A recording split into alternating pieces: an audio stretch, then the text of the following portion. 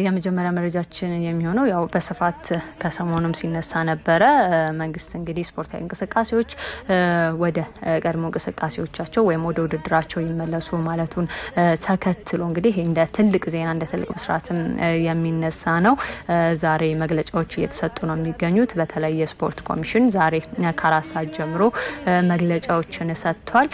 በተለይ ሁሉም ስፖርተኞች በምን አይነት መልኩ ወደ ውድድር መመለስ አለባቸው፣ ወደ ውድድር ሲገቡ ምን አይነት ነገሮችን ማከናወን አለባቸው በሚል የተለያዩ ሀሳቦችን አንስቷልና ከዛን ጀምር ያሉትን ሀሳቦች ለአድማጮች እናጋራ ነኝ።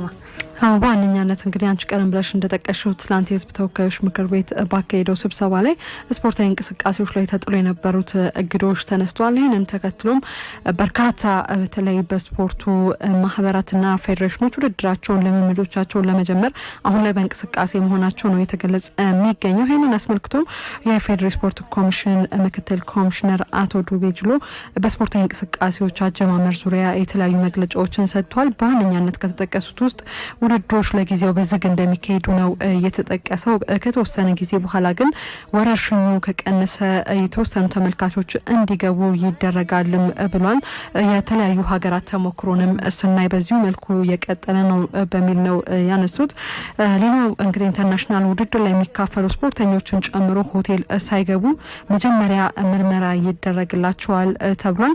የጤናና የጸጥታ ብሔራዊ ኮሚቴ ተቋቁሞ በሀገር አቀፍ በክልሎች ስራቸውን ይመራሉ ተብሏል። ይህን መመዘኛ የማያሟላ በተለይ የተለያዩ ክለቦችና ማህበራት ይሰረዛሉ ነው የተባለው። በዋናነት የሚመራው ግን በህዝብ ተወካዮች ምክር ቤት እንደሆነም ተጠቅሷል። በኢትዮጵያ ከተመሰረቱ ጥቂት በተለይ ጥቂት ቆይተው የሚፈርሱ ክለቦች አሉ። እነሱን የማጥራትና ደረጃ የመስጠት ሂደትም እንቀጥላለን ብሏል። የአዲስ አበባ ስቴዲየምን በማጠናከር ሁኔታ ታድሶ ወደ ስራ እንዲገባ በማድረግም ለውድድር እንጠቀማለን ነው የተባለው። ከዛ ባለፈ ግን የምርመራው እንዲሁም የተለያዩ ክለቦችም ሲያነሱት የነበረው የበጀት ችግር አለ በሚል የተለያዩ ሀሳቦች ሲነሱ ነበር። በጋራ የሚታዩ ይሆናል በሚል ምላሽ ተሰጥቶባቸዋል። በዋነኛነት ግን በተለይ በስፖርት ኮሚሽን ስር የተለያዩ ፌዴሬሽኖች እንዳሉ ይታወቃሉ። 31 የሚደርሱ ፌዴሬሽኖች አሉ። እግር ኳሱ ደግሞ በጣም ጠለቅ ያለ ነገሮች የሚያስፈልጉ ስለሆነ በዚህ ላይ እግር ኳስ ፌዴሬሽንም እንዲሁም ደግሞ ሊጉንም ስንመለከት የሊግ ኮሚቴም በዚህ ጉዳይ ላይ በደንብ ይሰራል ተብሎ ነው የሚጠበቀው። በርከት ያሉ ሀሳቦች ናቸው እንግዲህ በአቶ ዱቤ ጅሉ የተነሱት ማለት ነው።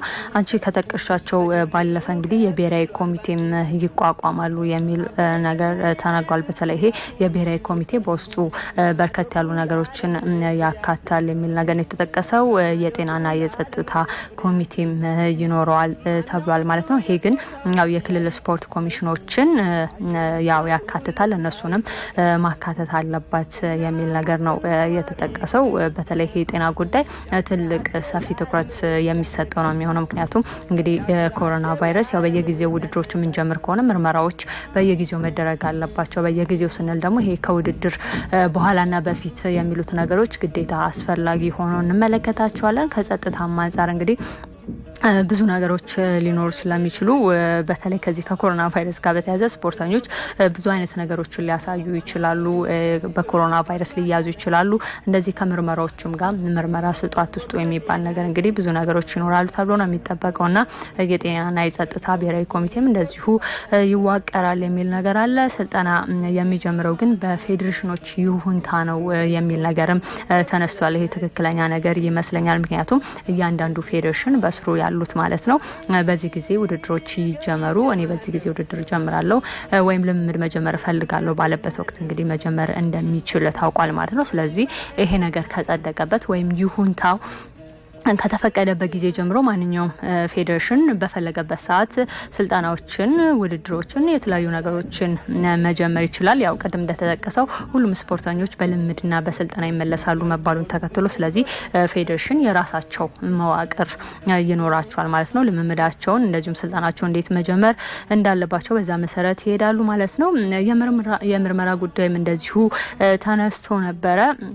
በምርመራ ጉዳይ ዋንኛ ነገር ሆኖ የተነሳው በተለይ ክለቦች ኃላፊነት ይወስዳሉ ተብሏል። ከዚህ ከኮቪድ ጋር በተያያዘ በተለይ ክለቦች ሊፈተኑ ይችላሉ የሚሉት ነገር ዋንኛው ምክንያት ሊፈተኑበት ይችላሉ ተብሎ የሚታሰበው የዚህ የምርመራ ጉዳይ ነው። በተለይ ለእያንዳንዱ ተጫዋች እግር ኳስን ስትመለከች ራሱ በቡድን ውስጥ በጣም 25 ተጫዋቾች በጥቂቱ እንኳን ብታነሺ ስታፎቹ ደግሞ በጣም ብዙ ናቸው። ለነዚህ ምርመራ እንግዲህ ከፍተኛ ገንዘብ ያወጣልና ይሄ ክለቦች እንግዲህ በተለያየ ጊዜ ለተጫዋቾቻቸው የሚከፍሉት በርከት ያለ ደሞዝ አለ። ከዛ በተጨማሪ ደግሞ ለዚህ ለኮቪድ ምርመራ የሚያወጡት ገንዘብ በጣም በርከት ያለ ነው ሊሆን የሚችለው።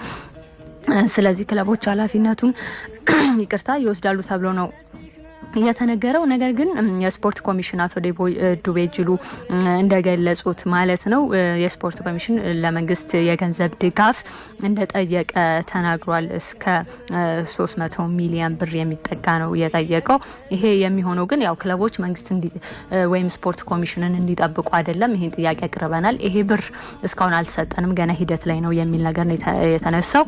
ይሄ ገንዘብ ግን የሚሰጣቸው ከሆነ ማለት ነው ለየፌዴሬሽኑ እኩል ይካፈላል። እኩልም ባይሆን የትኛው የስፖርት አይነት ወይም የትኛው ፌዴሬሽን በርከት ያለ ገንዘብ ያስፈልገዋል የሚለው ታይቶ እኩል ይካፈላል የሚል ነገር ተናግሯልና በአጠቃላይ እንግዲህ ከሞላ ጎደል የተነሱ ሀሳቦች እነዚህን ይመስላሉና ስፖርቱ መመለሱ እንደትልቅ በስርዓት ሆኖ ነገር ግን እነዚህ ጥንቃቄዎችን ፌዴሬሽኖችና ክለቦች መቀበል አለባቸው ብለን እናስባለን። ምክንያቱም ዛሬ እንግዲህ የኢትዮጵያ አትሌቲክስ ፌዴሬሽን ውድድር እንዳካሄደ ስንመለከት ነበር። በኋላ በመረጃ እናወራለንና ፌዴሬሽኖች በራሳቸው መንገድ ነገሮችን የሚሄዱ ከሆነ ከባድ ነው። ስፖርት ኮሚሽን እንደዚህ አይነት ነገሮች ላይ ቁጥጥር ማድረግ አለበት። ፌዴሬሽኑም በምን መልኩ ስርዓትና ደንቦችን ማክበር አለባቸው ብዬ አስባለሁና የተነሱት ሀሳቦች በአጠቃላይ እነዚህ ይመስላሉ። ዋንኛው ነገር እንግዲህ አሁን አንቺ እንዳነሳሽው መተግበሩ ጉዳይ ላይ ነው። ምክንያቱም በውጭ ሀገር የተለያዩ ተሞክሮችን እየታየ ነው። አሁን ላይ በሀገራችንም እየተስተዋለ የሚገኙትን ነገሮች እንግዲህ ካሉ ችግሮች አንፃር ወደ ውድድር ወደ ልምምድ መመለሱ የተሻለ ነው በሚል የተጀመረባቸው ሁኔታዎች አሉ። አሁን ላይ ግን በእርግጠኝነት ፌዴሬሽኖች በተለይ ከቀጣይ ከጥቅምት ወር ጀምሮ ሁሉም በሚባል ደረጃ ውድድራቸውን መርሃ ግብሮቻቸውን ያሳውቃሉ። የአመት ስኬጁላቸውን በዚህ ቀን ውድድር በዚህ ቀን ልምምድ አለ የሚል አመታዊ ውድድሮች ቢያንስ በተለይ ሁለትና ከዛ በላይ አመታዊ ውድድር ያላቸው ፌዴሬሽኖች አሉ በእያንዳንዱ ፌዴሬሽኖች ስር በሚባል ደረጃ ማለት ነው። ባለፈው ደግሞ ለ6 ወራት ያህል ይሄንን አለማካሄዳቸው በጣም ፌዴሬሽኖችንም የስፖርት ማህበራትንም ከፋይናንስ አንፃር በጣም እንደጎዳቸው ይታወቃል። ይሄንን ለማካካስ በሚመስል መልኩ ግን አሁን መርሃ ግብሮችን ማውጣት ላይ እንዲሁ ስኬጁሎችን ማሳወቅ ላይ ብቻ መጠመድ የለባቸውም። ፌዴሬሽኖች ውድድር እናካሄዳለን ልምምድ እንጀምራለን ሲሉ የት እና እንዴት ሊሆን ይችላል በምን አይነት ሁኔታ እንዲሁ ስፖርተኞችን ተወዳዳሪዎችን በስራቸው ያሉ እንግዲህ የስፖርት ባለሙያዎችን እንዴት ማስኬድ እንችላለን የሚሉት ጉዳዮች ላይ በጣም ትኩረት ሰጥተው መንቀሳቀስ አለባቸው። እንደ አዲስ አበባ እንኳን ብንመለከት የስፖርት ማዘውተሪያዎቻቸው ላይ ምናልባትም ከዚህ በፊት ከነበረው አንፃር ስንመለከት ምንም እንኳን ተመልካች በሌለበት ውድድር ላይ ተወዳዳሪዎች በጣም በዝተው የሚታዩበት ሁኔታ ላይ እንዳለም ይታወቃል እና እንዲህ አይነት ነገሮችን ሌላው ቀርቶ በፈረቃ ውድድሮችን የማድረግ ሂደቶችን መጀመር አለባቸው።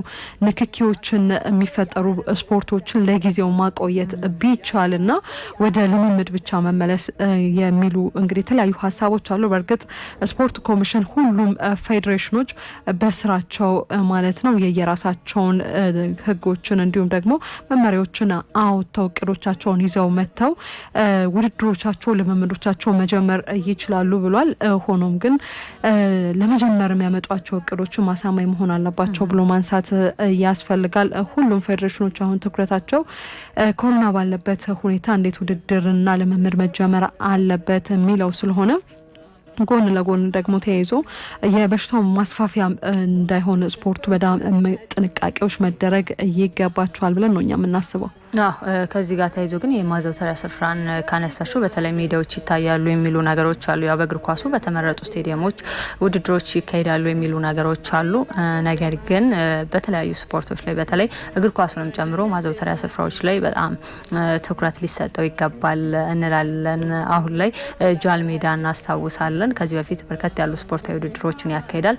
በተለይ የአትሌቲክስና የእግር ኳስ መሰልጠኛ ቦታ ትልቁ ጃል ሜዳ ነው። ልምምዶች የሚደረጉበት አሁን ላይ ግን አትክልት ተራ በዛ ያው ግልጋሎት እየሰጠ ነው የሚገኘውና ስፖርቱ አሁን ደግሞ ተመልሷል። ስፖርቱ ሲመለስ ጃን ሜዳን በምን መልኩ እንመለከተዋለን የሚለው ትልቅ ትኩረት ይስባል። ምክንያቱም ጃን ሜዳ ከአንደኛ ሊግ ጀምሮ በርካታ ዩ20 ውድድሮች ዩ70 በጣም በርካታ ውድድሮች የሚካሄዱበት ሜዳ ነውና ይሄም ሊታሰብበት ይገባል። የማዘውተሪያ ቦታ ሲነሳ እንላለን። ወደ ቀጣዩ መረጃችን እንለፍ። የሊግ ካምፓኒን ውይይት እያደረገ ነው የሚገኘው። በተለይ ኢትዮጵያ ፕሪሚየር ሊግ አክሲዮን ማህበር ትላንትና አንደኛ መደበኛ ጠቅላላ ጉባኤውን ማከናወን ይታወቃል። ትላንትና የጀመረው በርከት ያሉ ነገሮች ትላንትና ተነስተው ነበረ። ዛሬም ቀጥሏልና ዛሬም የሚጠበቁ ሁኔታዎች አሉ። በተለይ ዛሬ ከሚጠበቁት ሁኔታዎች መካከል ለቀጣይ 3 አመታት የሚመሩት አባላትን ለመምረጥ ትልቅ ትኩረት የሚስብ ጉዳይ ነው። ከዛ በፊት ግን አሁን እየተደረገ በሚገኘው ውይይት ላይ በርካታ ያሉ ሀሳቦች እየተነሱ ነው የሚገኙት። እነሱን በተወሰነ መልኩ እናንተ በዋነኛነት እንግዲህ በሊግ ካምፓኒው ከትላንት ጀምሮ የተለያዩ ሀሳቦች ሲንሸራሸሩ እንደነበር ይታወቃል። ሊጉን ዳግም ለመመለስ በሚያስችሉ ሁኔታዎች ላይ በምን አይነት ሁኔታ እንጀምር የሚሉ ሀሳቦችን ቀደም ብለሽ እንዳነሳችሁ በተለይ ስቴዲየሞችን የመገምገም ሂደቶችን በኮሚቴዎች ተቋቁሞ የተለያዩ ስቴዲየሞችን ግምገማ ተደርጓል። በእነዚህ ስቴዲየሞች እንዴት ውድድሮችን ማካሄድ ይቻላል የሚሉ ጉዳይ በስፋት የሚታይ ነው የሚሆነው። ከዛ ባለፈ ግን የቴሌቪዥን መብትና እንዲሁም ደግሞ የስፖንሰርሺፕ ጋር በተያያዘ በርካታ ሀሳቦች ሲነሱ ነበረ። በተለይ የሊጉን ስያሜ እንዲሁም ደግሞ ከቴሌቪዥን በርካታ ገንዘብን ገቢ የማግኘት እቅድ እንዳላቸው እየተጠቀሰ ነው የሚገኘው። ይህንን በማሳካት ዙሪያ ላይ በምን አይነት ሁኔታ እንዲሁም የክለቦች ድርሻ እንዴት ሊሆን ይገባል በሚሉት ጉዳዮች ላይ የተለያዩ ሀሳቦች እየተንሸራሸሩ ነው የሚገኙት። ግን አስገራሚው ነገር በተለይ ከዚህ ውድድር ማለት ነው አገኘዋለሁ ብሎ ያቀደው ገንዘብ በጣም ትልቅ መሆኑ ብዙዎችን እያነጋገረ ነው የሚገኘው። አሁን ላይ ክለቦች በኮቪድ በተመቱበት ሰዓት እንዲሁም የተለያዩ ድርጅቶች ምናልባትም ስፖንሰርሺፕ ስምምነቶች ሊኖሩ ይችላሉ ከሊጉ ጋር። በዚህ ደረጃ ግን ሊግ ካምፓኒው በጠበቀው ደረጃ ገቢዎችን ሊያገኝ ይችላሉ የሚሉት ሀሳቦች ይነሳሉ። ሌላው ጉዳይ ግን በቴሌቪዥን ምናልባትም እንግዲህ ውድድሮችን የማሰራጨት እቅዶችን ተይዟል። ይሄንን ገንዘብ ከፍለው ግን ውድድሮችን በተለይ ሊግ ካምፓኒው ተቋማትን ውድድሮቹን በቀጥታ እንዲያስተላልፍ ፍቃድ የሚሰጡት በጣም ብዙ ገንዘቦችን ተቀብሎ ሊሆን ይችላል። ይሄንን የሚያደርጉ የሀገራችን ሚዲያዎች አሉ ወይ? በእርግጥ የውጭ ሚዲያዎችን በዚህ ውስጥ ገብተው እንግዲህ ተሳትፏቸውን ለማድረግና ውድድሮችን ለማስተላለፍ እንቅስቃሴዎችን እያደረጉ እንደሆነ ለመጫረትም እንዲሁ ጥያቄያቸውን እያቀረቡ እንደሆነ ሰምተናል። ይሄ ግን ለሀገር ውስጥ ሚዲያዎች ምናልባትም በጣም ጫና የሚፈጥር ነው የሚሆነው። በፍቃደኝነት በቀጥታ ውድድሮችን ምንም ክፍያ ሳይጠየቁ ሲያስተላልፉ ለነበሩ ሚዲያዎች በጣም ጫናውን ከፍ ያለበት እንዲሆን ያደርጋል ተብሎ ነው የሚጠበቀው። በውይይታቸው ግን በርካታ ሀሳቦች ይነሳሉ ተብሎ ነው የሚጠበቀው። 29 ሚሊዮን ብር እንግዲህ ገቢ በጣም ብዙ ነው። ለስያሜ ብቻ እንግዲህ 8 ሚሊዮን ብር በጣም ከባድ ነው በእኛ ሀገር አሁን ባለው ሁኔታ። ይህንን የመክፈል አቅም ያለው በስፖንሰርም ደረጃ ቢመጣ ራሱ በጣም ከባድ ነው። በሚዲያም ደረጃ እንደዚህ አይነት ገንዘብ ማግኘት የሚከብድ ነው ይመስለኝ። ይሄ ደግሞ የመጀመሪያ ነው የሚሆነው። አንዳንድ ጊዜ ነገሮች ሂደት መሆናቸውንም ማወቅ አለብን። በሂደት ነው ሁሉ ነገር። መጀመሪያ ካገኘሹ ገንዘብ እየጨመርሽ ነው የምትሄጂው እንጂ እኔ በእኛ ሀገር ደረጃ 29 ሚሊዮን ብር ገቢ የሊግ ካምፓኒው ለማስገባት በምን መልኩ እንዳሰበ አላቅም። ነገር ግን ከውጭ ድርጅቶች ካንቺ እንዳልሽ ያሉት ነገሮች አሉና በዛ ደረጃ እንግዲህ ከሆነ አላቅም። ግን ዛሬ ከከሳት የሚደረገው የጋዜጣዊ መግለጫ ይሄንን ይገልጽልናል። ያው ዛ ላይ ማብራሪያ ይኖራል ብዬ አስባለሁ። ከዛ ባለፈ ግን ፋሲል ከነማና መቀለ ሰባ እንደርታ ኢትዮጵያን ይወክላሉ ተብሏል። እንግዲህ በካፍ ቻምፒየንስ ሊግና ካፍ ኮንፌደሬሽን ካፕ ሁለቱ ክለቦች ኢትዮጵያን ወክለው እንደሚሳተፉ ነው መረጃዎች እየወጡ የሚገኙት። በዚህ መካከል እንግዲህ ብዙ ክርክሮችም በቦታው እንደነበሩ ሰምተናል። የሲዳማ ቡናው የበላይ እንግዲህ ማናጀር ማለት ነው መንግስቱ ሳሳሞ ከሲዳማ ቡና በ2011 ዓ.ም እንግዲህ አሸናፊ የሆኑት መቀለና ፋሲል ያው እንዲወዳደሩ በካፍ ኮንፌዴሬሽንና በአፍሪካ ቻምፒዮንስ ሊግ ሆኗል። ነገር ግን የሲዳማ ቡናው መንግስቱ ሳሳሙ ያሉት ምንድነው እንደምናስተውሰው 2011 ላይ መቀለ ሰባ እንደርታና ሲዳማ ቡና ናቸው አንደኛና ሁለተኛ ሆነው ያጠናቀቁትና የጥሎ ማለፉ አሸናፊ ደግሞ ፋሲል ነበረ። ስለዚህ አንደኛና ሁለተኛ መሆን ያለባቸው መቀለና ፋሲል ነው የሚል ነገር መቀለና ሲዳማ ቡና ነው የሚል ነገር ጠቅሷል። ምክንያቱም አዲስ ህግ ወጥቷል። አሁን እንደምናስተውሰው በኢትዮጵያ ፕሪሚየር ሊግ የጥሎ ማለፍ ውድድር የለም። በፕሪሚየር ሊግ አንደኛና ሁለተኛ የወጡ ቡድኖች በቀጥታ በአፍሪካ ቻምፒዮንስ ሊግና በካፍ ኮንፌዴሬሽን ይሳተፋሉ የሚል አዲስ ህግ ወጣል። በዚህ ህግ መሰረት መስተናገድ አለብን ሲሉ እንደዚሁ ከመቀለ ደግሞ ከፋሲል ደግሞ በ2011 መቀለ ሰባ እንደርታ አንደኛ ነው። ፋሲል ደግሞ የጥሎ ማለፍ አሸናፊ ነው። ስለዚህ ቀድሞ በነበረው ህግ መሰረት የሊጉ አሸናፊና የጥሎ ማለፍ አሸናፊው መሳተፍ አለባቸው የሚል በሁለቱ ክለቦች መካከል ክርክር ተነስቶ ነበር። ስለዚህ ወደ ፋሲል አምርቶ መቀለና ፋሲል ኢትዮጵያን ይወክላሉ ተብሏል። በአዲሱ ህግ መሰረት ማለት ነው። አንደኛና ሁለተኛ የወጡት በቀጥታ አንደኛ የወጣው መቀለ ሰባ እንደርታና እንደዚሁም የጥሎ ማለፍ አሸናፊ ፋሲል ከነማ ተሳታፊ እንደሚሆኑ ተወስኗል ማለት ነው። እንግዲህ በዚህ በአዲሱ ህግ መሰረት ይሄ ነው የተቀመጠው። ቅድም እንደተጠቀስኩትን የአመራሮች ምርጫ እንደዚሁ ይጠበቃል። በተለይ የሊግ ካምፓኒው 7 አመራሮች እንዳሉት ተጠቅሶ ነበረ። ያው እንደምናውቀው 7 ኮሚቴ ነው ያሉት። 7ቱ ኮሚቴዎች ይቀጥላሉ አይቀጥሉም? መቶ አለቃ ፈቃደ ማሞ እንደዚሁ በኢትዮጵያ ቡና በረጅም ጊዜ እናውቃቸዋለን። የሊግ ካምፓኒው ሰብሳቢ ናቸው። እሳቸውስ ዳግም ይመረጣሉ የሚሉት ጉዳዮች እንግዲህ ከከሳት የሚጠበቁ ሁኔታዎች ናቸው። በምሽት መረጃችን ለአድማጮቻችን የምናደርስ ነው የሚሆነው። በዋነኛነት ግን የመቀሌ ሰባ እንደርታና የፋሲል በአፍሪካ መድረክ ዳግም የመሰለፍ ጉዳይ ላይ አሁን ሌሎች ክለቦችም ቀደም ብለው ሲያነሱት እንደነበረው ሲዳማ ቡናና ቅዱስ ጊዮርጊስ በደረጃቸው ሁለቱ ክለቦች ሊግ ውስጥ ከተቋረጠበት ጊዜ ድረስ አንደኛና ሁለተኛ እንደነበሩ ይታወቃል። በዛው በደረጃቸው ይሳተፉ ሲባል እንግዲህ በተደጋጋሚ ጥያቄዎችን ሲያነሱ ነበር። አሁንም ቢሆን ለሁለቱ ቡድኖች ምናልባትም እንግዲህ ኢትዮጵያን በአፍሪካ መድረክ እንዲወክሉ ተወካይ ከማሳጣት አንጻር የተሻለ ነገር ነው ብሎ ማንሳት ይቻላል። በተለይ መወከል በራሱ በአፍሪካ መድረክ በጣም ትልቅ ነገር ነው። ጥያቄውን ግን ምናልባትም ሲዳማ ቡናም ሆነ ቅዱስ ጊዮርጊስ ጥያቄዎችን ቢያነሱ በጣም ትክክለኛ ነገር ሊሆን ይችላል ብሎ ማንሳት ይቻላል። ምክንያቱም ሁለቱም ቡድኖች በዚህ ባላቸው ደረጃ አሁን እንደሚባለው በጥሎ ማለፍ አሸናፊ በመሆናቸውና እንዲሁም መቀሌ ሰባ እንደርታ የፕሪሚየር ሊጉ ሻምፒዮን በመሆኑ እድላቸውን ተጠቅመዋል። እንደምናስታውሰው መቀሌ ሰባ እንደርታ በካኖ ስፖርት 2-1 ተሸንፎ ከውድድሩ መውጣቱን እናስታውሳለን። በኮንፌዴሬሽን ደግሞ በታንዛኒያው አዛም ተሸንፎ ፋሲል ከነማ 3-1 በሆነ ድምር ውጤት ተሸንፎ ከውድድሩ እንደተሰናበቱ ይታወቃል። ይሄ ባለበት ሁኔታ በ2011 ዳግም ለሁለቱ ክለቦች እድል መስጠት ሌሎች ክለቦችን ቅሬታ ውስጥ አያስገባቸው የሚሉ ጥያቄዎችን ላናነሳ አንችልም። ምክንያቱም በዛን ወቅት እንኳን በደረጃ ቢባል በ2012 በነበረው ህግ አንደኛና ሁለተኛ ሊጉ ቢጠናቀቅ ኖሮ አንደኛና ሁለተኛ የሚወጡት የቀጥታ እንግዲህ በአፍሪካ መድረክ ኢትዮጵያን ይወክሉ ነበር። ይሄ ማለት ደግሞ በዛኛው አመትም የዚህን አመት ህግ ይዘን ስንሄድ ሲዳማ ቡናዎች ልክ ጥያቄያቸው እንዳነሱ መቀሌና ሲዳማ ቡና እንግዲህ ሊወክሉ ይገባል በሚል አካሄድ ነው ሊሄድ የሚችለው። ምናልባት በጣም ከባዱ ነገር በቀጣይም ክርክሮች ሊነሱ ይችላሉ። አሁን ግን ሊግ ኮሚቴ ሁለቱ ክለቦች መቀሌ ሰባ እንደርታና ፋሲል ከነማ በአፍሪካ መድረክ ኢትዮጵያ እንዲወክሉ ወስኗል። ሌሎች ክለቦች አሁን ግን ክርክር የነበረው ነው የ2012 ያው ውድድር ሙሉ በሙሉ እንደሰረዙት ነው። አሁን ባለፈው በጣም ክርክር ሲያስነሳ ነበረ።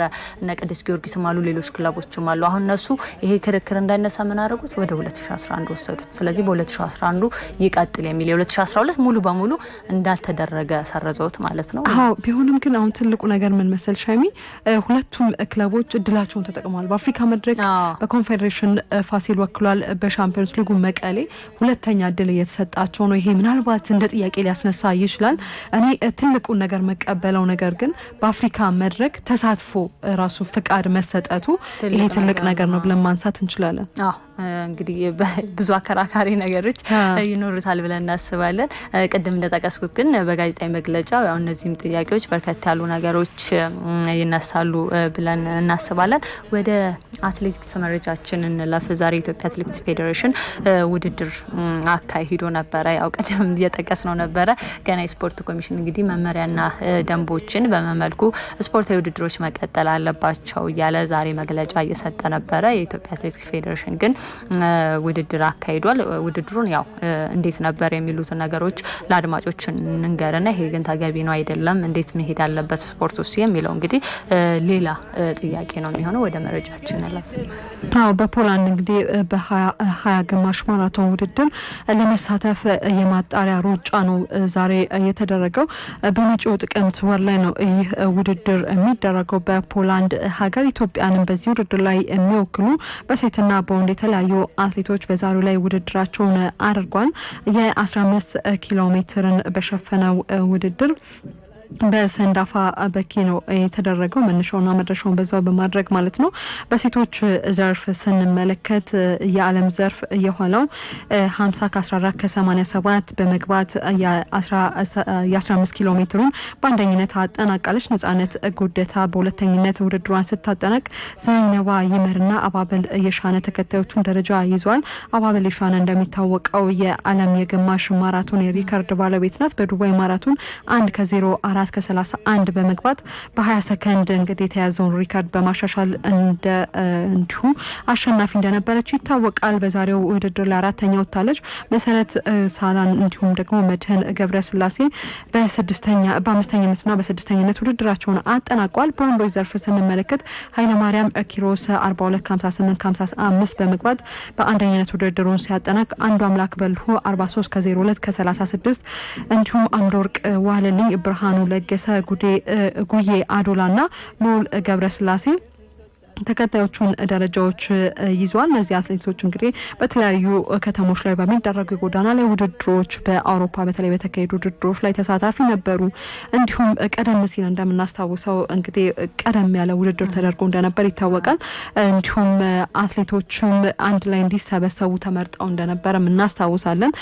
በኮሮና ምክንያት ግን አሁን በአዲስ መልኩ ውድድሩ እንዲደረግም ተወስኖ ዛሬ ተደርጓል።